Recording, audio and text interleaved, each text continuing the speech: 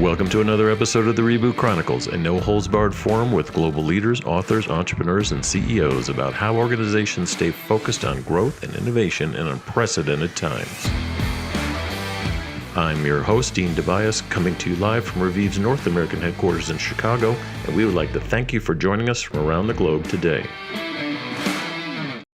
I'd like to welcome Stephanie Dismore to the Reboot Chronicles. Running North America for HP, Stephanie leads all the go-to-market strategy with a multi-billion-dollar P&L for direct and indirect sales across HP's portfolio product services for commercial, consumer, public sectors, you name it.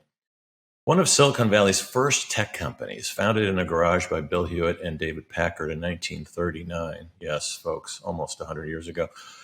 The company has obviously, many of you know, split into two in 2015. So flash forward to today, and the Palo Alto-based HP employs over 50,000 people in over 170 countries, who last year generated over $63 billion in revenue. So not bad for a company that's been split in two.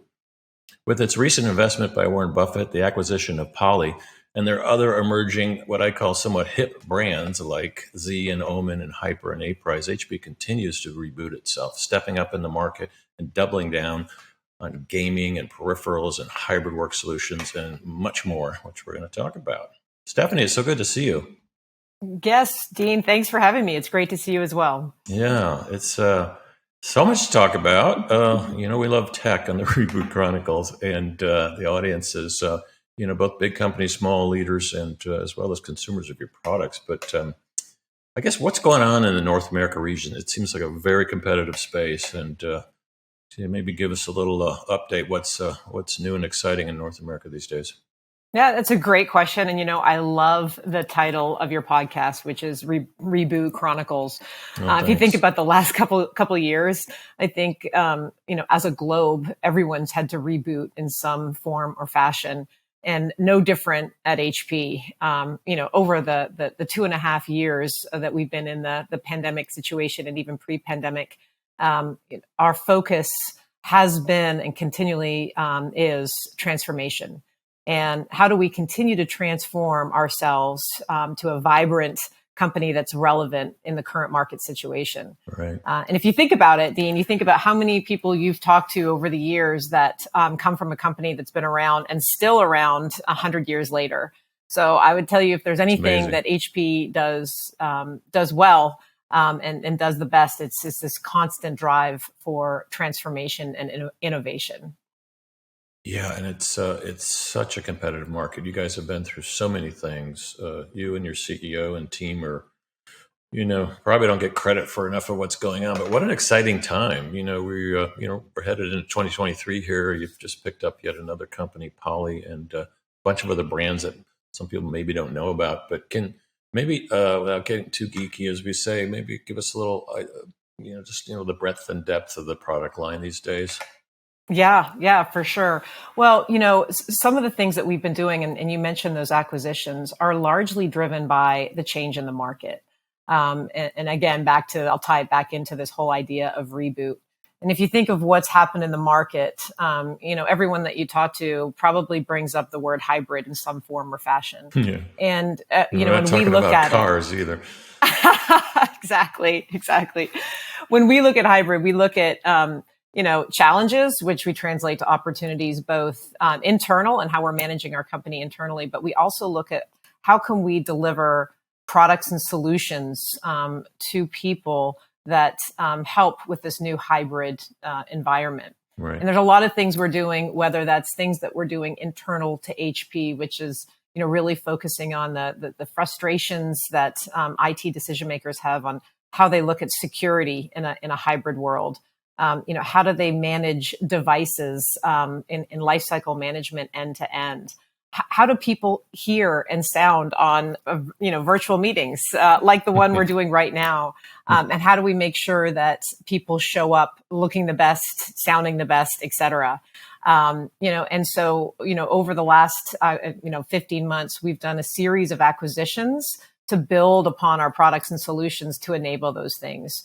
We've just announced and officially acquired Poly.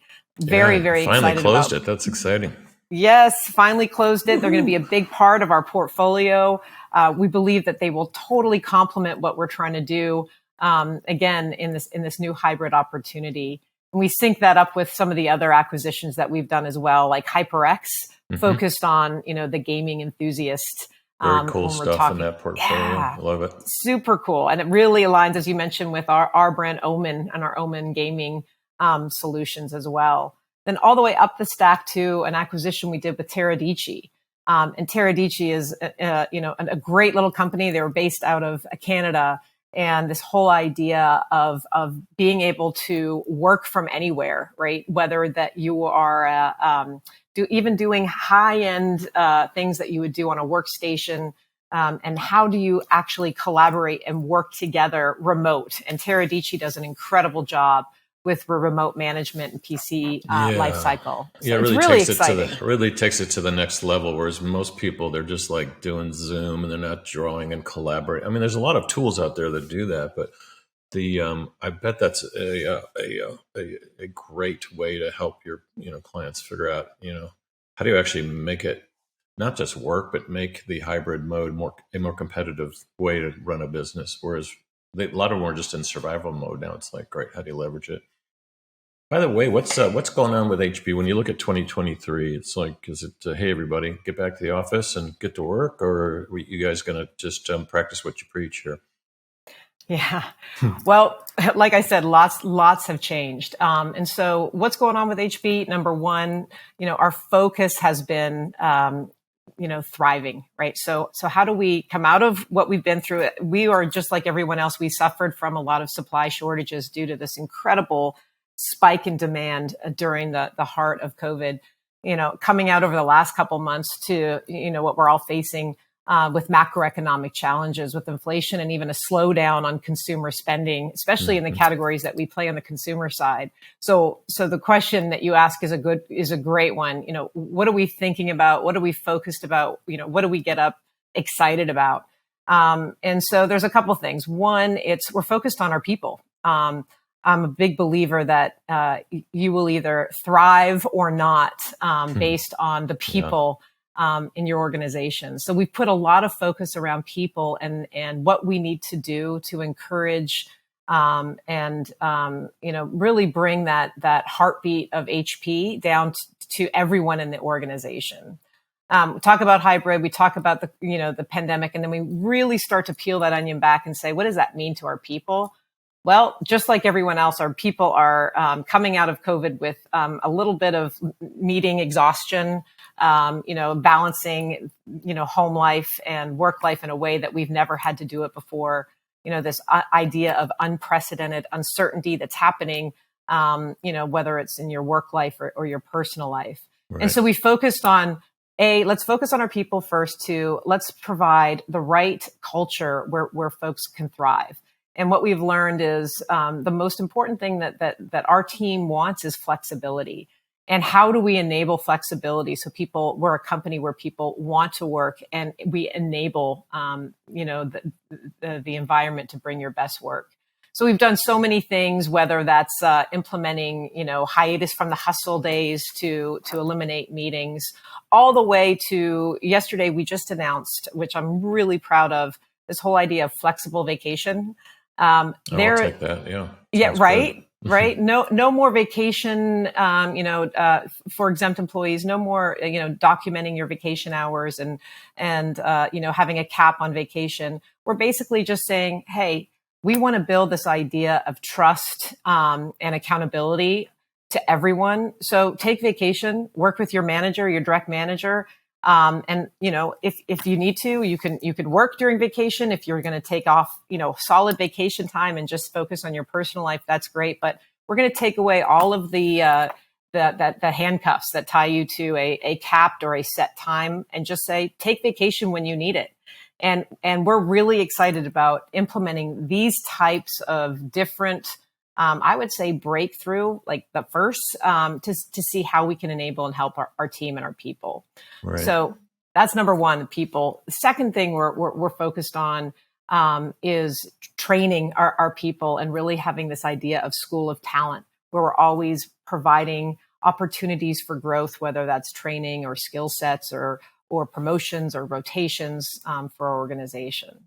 We have that. If that's your base layer, almost like Maslow's, hierarchy of needs, Yeah. then we get into innovation, right? And we get into driving our products and solutions. And that's where we get really excited about how can we continue to create products and solutions that help people create, help people produce, help people's, work and personal lives be seamless with the use of technology. And at the end of the day, that's really where we're focused on. And we see some areas that are in our core business. And then we also see some exciting areas that we call our growth areas, where we're going to double down on. And it's, the areas where you've actually seen us, like we just mentioned, make some acquisitions. And I think we're going to continue to drive in that area. Yeah, I love that. Let's talk about that some more, whatever. I'll peel it back. So, we look at here at Reboot Chronicles, how can you drive growth and innovation? So there's the build stack, there's the buy stack, and there's the borrow stack partnering. You're actually good at all. You're definitely good at the buying. You're definitely good at the borrowing, which is partnering, mainly channel partners, go to market, all that stuff, but also on the development side. Let's talk about internal innovation, HP Labs. What's come out of there lately, and what's the roadmap look like that you can talk about? Yeah. So the focus, like I said, is absolutely looking based on insights and what do consumers, what do IT decision makers, what do people need, right? Yes. Based on those insights, what is that all about? And in terms of the focus from HP Labs, which, by the way, I couldn't be more proud to be a part of. It's American icon, for gosh sakes. Right? Yeah. Right? Yeah. And the thing that we're hearing loud and clear is this concern and need for security. And, I'm sure you've heard it. I'm sure you've had guests on here talking about cybersecurity. I speak on it publicly on corporate governance. It's just, everyone thinks, we've solved it, it's going away. I'm like, it's just begun. They're like, you've been talking about this for 10 years. I'm like, it's just begun again. I'm sorry, go ahead. No, it's I'm real. so glad you brought it up. No one ever wants to talk about it. So, well, yeah, it's definitely a challenge, right? There's a lot of different areas where your network and your system is vulnerable, and so the focus is it's almost like you've never arrived. We just continue to drive and look for ways that we can continually try and drive and make changes. So that was one of the big things that we led with, and we've launched some products called HP Wolf Security. Which is, everything that's embedded into our PCs and printers, right. That gives us the right to say, hey, we have the most secure PC in the market, based on our security levels that, we're operating below, at, and above the BIOS, and focusing on things like that, kind of think of sprinkles of magic as well, right? Yep. What we're trying to do with our HP Wolf Security is really provide a resilient defense against malware and hacking. Right. But the sprinkle of magic is, hey, what we hear from our insights is that we need all this to happen in a seamless way. And we also want to, reduce the time it takes for those updates and allow users to stay productive and continue to working during the BIOS and the firmware updates. Exactly. And so those are some of the proof points that, that our team's been able to execute. And sure enough, now where it's a 50% reduction in that update, and it can allow you to continue to work and be productive. So those little things. Take that, Android, shutting down my phone all the time. Is that why? I mean, the remote work thing has made it just compounded cybersecurity so much because people everything's unsecure. I mean, it's like they lock their house, but everything is kind of loose. Is that why your HP printers, every time you do setup, it makes you go to the app and kind of register? So, because technically you could print onto anyone's printer now because they're all connected. And it seems like you guys took it I was doing a setup, I don't know, a month ago. You've taken it to the next level where you're forcing a little bit of, in a nice way, in a good UX way, a little layer of security in there. Or did I just make that up? No, you did not make that up. I love that you brought that up. I'm good at making stuff up sometimes. That's what it felt like when I was going through the setup without getting too geeky here. No, you're absolutely right. And there's all different lenses, right? We can go to the super technical side of security, and then you could go to the most basic, which to your point is, think about, hospitals, right? Healthcare industry. Think about, different folks printing on different printers, which could be anywhere. And it's, potentially patient information that lands on the wrong floor and the papers were never picked up. And there's a massive breach of security with HIPAA just because, somebody printed to the wrong printer and didn't realize. And here's all this, confidential. That would have been me. Yes. Right. Yeah. Yeah. So now we're implementing all kinds of different things to prevent those things from happening, to put in codes to pick up your print. If you're in more of an institution environment or even a home environment, right? And even in a home environment, we've launched things like Instant Ink, but largely what we've added to Instant Ink is the idea of this automated security monitoring with proactive alerts and pre-configured features for advanced security. I thought you were just trying to sign me up for a subscrition of more ink, but okay. Well, that wouldn't be bad either. So if you choose to do that, we'd love for that to happen. Got a lot of offers. What else is coming out of the labs, though? This is and back to the build by borrow. So a lot of companies, from you to something unrelated, like Unilever, treasure chest of labs people, but they're also starting to. We've got this program called Dancing with Startups that allows large corporations to partner with startups all over the world. And tell us about what you guys are doing there in terms of partnering with startups, or what we call co-creation here at Kellogg. Yeah. Well, the HP Labs team, I love what you said about, creating and then also borrowing and leveraging from others. Build by borrow. Yeah. Yeah. I love that. And that's exactly what HP Labs is all about doing on all three of those areas. And so to your point, what are we doing with small businesses, startups? How can we partner? Is there, acquisition opportunities? That's exactly where we're focused based on, where we're driving and growing the overall organization. So if you think about what I just kind of highlighted from a hybrid perspective, right? How do we drive and how do we create, build, and sell, right? The right value proposition for our customers.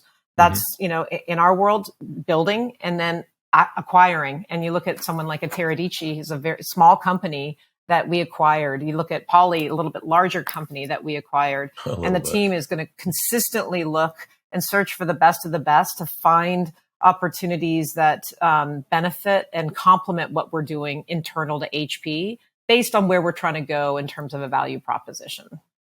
The other thing I use that lens for is figuring out who's your friend and who's your enemy. And, you know what the word is in between, right?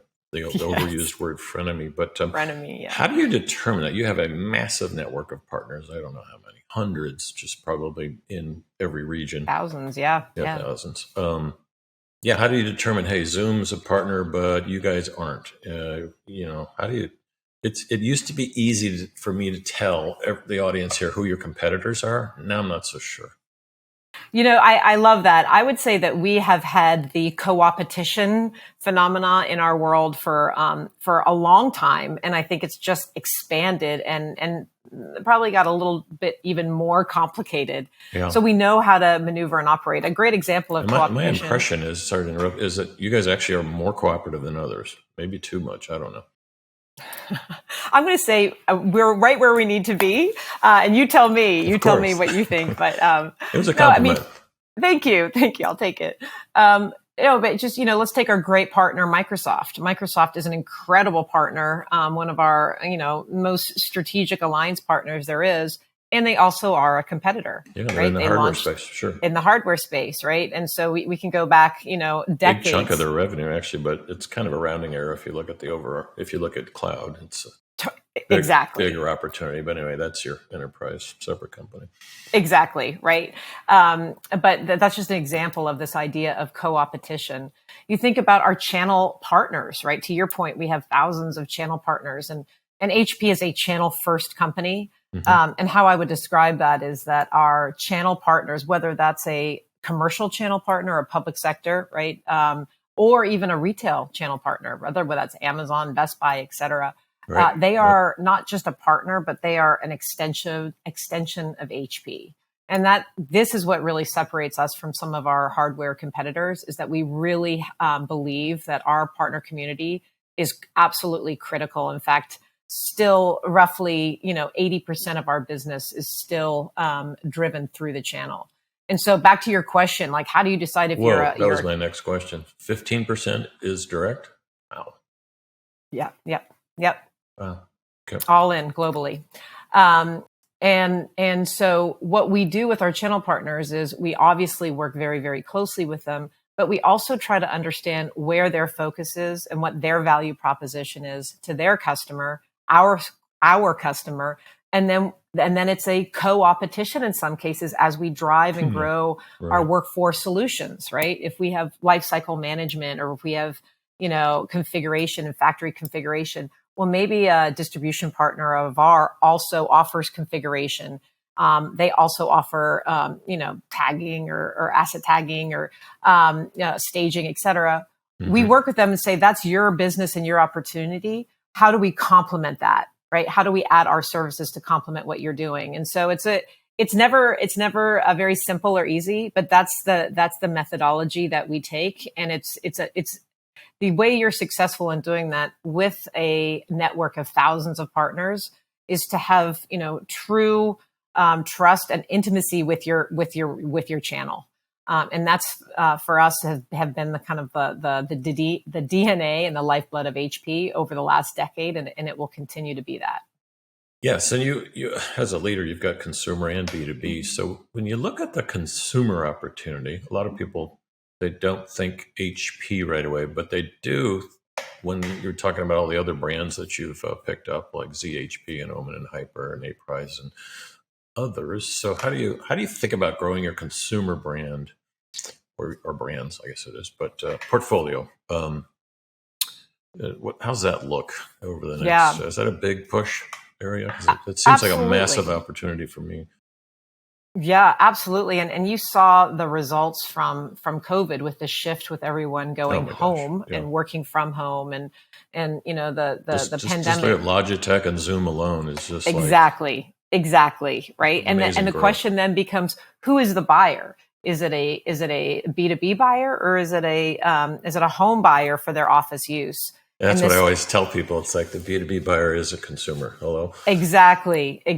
So when we think about, how do we grow our consumer business, in, call it retail or online or in a marketplace even, or with a VAR, I would say those lines have been, they're becoming less severe. And we have to realize that there is a buyer, right, that is needing technology or needing a service or needing a solution for their needs. And it could be for work, or it could be for personal. And they could buy it from a VAR. They could buy it direct from HP, or they could go into a Best Buy store or, on, staples.com. It could go all over the place. And our goal here is to say there is a huge opportunity, and the TAM is significant for us to capture that buyer if we are positioned in the right way, which is we have the right solution for you. We're not bifurcating between consumer versus commercial. Yeah. And therein lies the opportunity, right?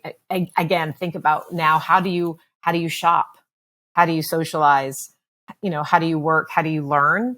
Granted, we're all moving back to a little bit more kind of pre-pandemic levels, but I don't believe we'll ever go back to the way we were pre-pandemic. I think the way we shop will increase to be more and more from a device, right? I think the way we socialize and we get together and we communicate, think about grandparents and young children and how they communicate through things like Zoom and Teams, et cetera. So it's creating that right environment for all of the needs that a customer has. And I think that's the opportunity.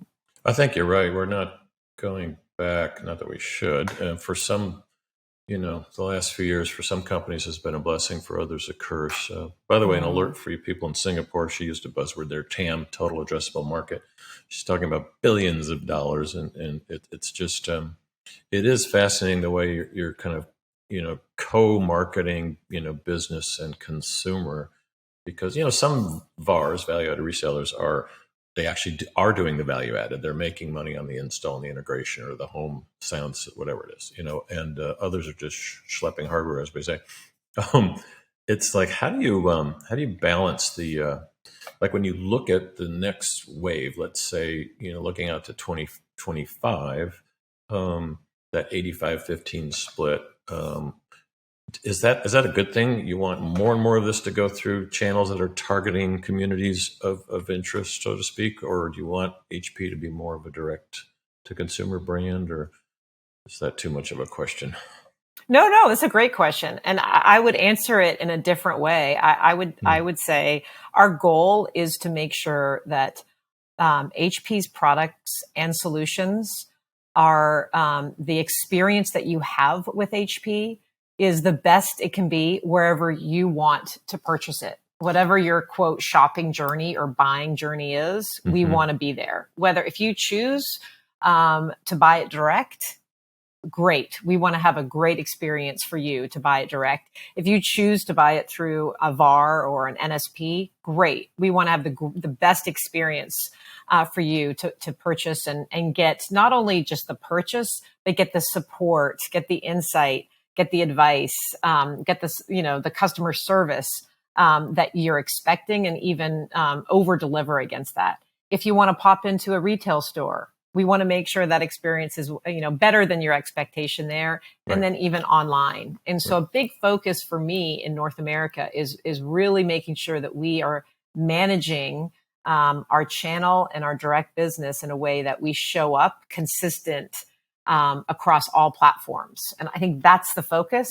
We don't really have a focus to say, hey, we want to have our mix driven this way or that way. We just want to make sure that we're managing it as such that it's the best experience wherever you choose to buy. Yeah, it's really smart. It's just like you meet the customer where they are. And you're right, some of them want a touchy-feel experience at a Best Buy, maybe Staples. I don't know. You don't hear that as much, but I tend to see a lot of business buyers there too. And others, they're just like, I don't know what I want. And while we're talking, they've already bought it on Amazon. It's like done. Like, oh, okay. Right. It's like, I trust the brand. I'm familiar. I got it. Versus the new stuff. It's a lot of interesting. What have been some of your biggest challenges with you and the top team in terms of kind of rebooting into this growth mode? Because to me, it seems like you've passed the point of no return. It's like you guys are doubling down on growth, which is fantastic, and bringing new life and new brands and all that stuff. But what's any challenges along the way people could learn from? Gosh, many. Everything's perfect. No, we have no challenges at HP. It's always hard to talk about. It's usually easier to talk about it at your last company, but you've been there 20-something years, so sorry. Yeah. No, it's a really, really good question. And I would say, the pivot, there's been a couple challenges, and I'll give you two. One, the pivot from selling transactionally, right? Historically, we have been a personal systems and a print company. And I would argue that, historically we're second to none in this machine of cranking out and managing, our 4 Ps and our product execution from a transactional perspective.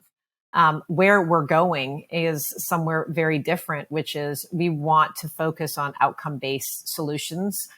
We want to be your consultant to drive the outcomes that you're looking for and help you achieve your goals. Whether that's a reduction in, let's just say it's a reduction in print in your organization. We hear that a lot. Oh, yeah. Guess what? We are shifting to say we can help you reduce print. There's good print and there's bad print, meaning wasteful print. There's print that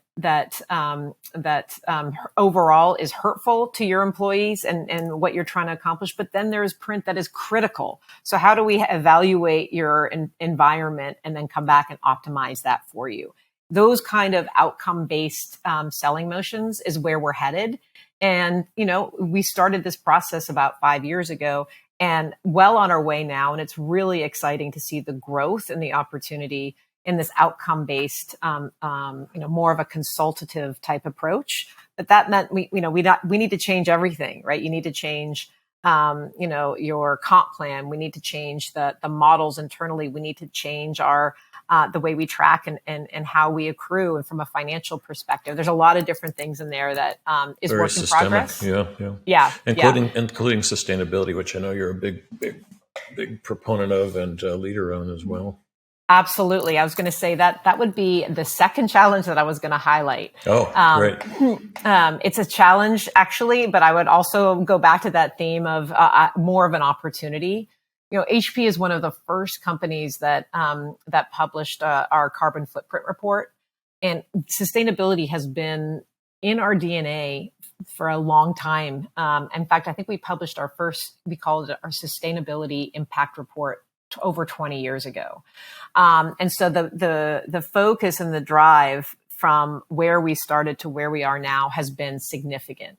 And one of the things that we learned is it's great to have a sustainability focus or an ESG team that focuses on all things ESG. But where we realize we can make the most impact is if we embed it into the DNA of organizations, right? The core businesses. And that's exactly what we did back in 2019. In fact, for me, I manage North America, but I also am responsible for bringing all of our initiatives under the sustainability umbrella into the routes to market globally. So all of my counterparts around the world. And in doing so, we implemented, our sustainable conversations and understanding what our customers want and the scorecard that they're trying to deliver into our CRM tools, right? Training our sales organizations. In fact, we've tracked over, I think it's just over $3.5 billion in new sales in just 2021, which were sustainability criteria in the consideration. And many of these large deals that we've won, what put us over the edge was all of the work that we're doing under that sustainability focus, right? Another couple proof points, right? We've launched more than 300 new products containing ocean-bound plastic, which to me, I just love, because it's not just launching 300 new products. It's what we're doing that we go all the way back down to the community level. And a great story here is, in Haiti, there was a lot of problems due to the weather and the catastrophe that happened there, with all of the good work that different organizations did to bring in food and sustenance and bottled water to the Haitian people, actually created a problem where we were seeing a lot of those ocean-bound plastics going into the ocean. So our supply chain team did a great job of saying, hey, I think we can go to Haiti, and not only can we figure out how to rework our supply chain to bring those ocean-bound plastics back down to the raw material and incorporate those plastics back into our supplies, right? Which is it's so exciting. Not only are we helping on the planet side, but it's also on the community side, where we're hiring local people to help us collect the bottles and incorporate that back into our supply chain. So lots of different great story. Thanks. Yeah, lots of different stories like that. But it was a huge challenge, and one that we're going to continue to focus on. And it's real. We have a big, I would say, a goal. It's a goal, and it's to be the most just and sustainable company in the world by 2035. So really, or 2030, I should say. So huge, aspirational goal, and something that we're very focused on achieving. I love it. Stephanie, thanks for joining us today. Great stories, great reboot. Really want to thank you for coming on to the Reboot Chronicles. And you've been listening to Stephanie Dismore from HP. This is Dean Tobias with the Reboot Chronicles. I want to thank you for joining us today, and we will see you soon.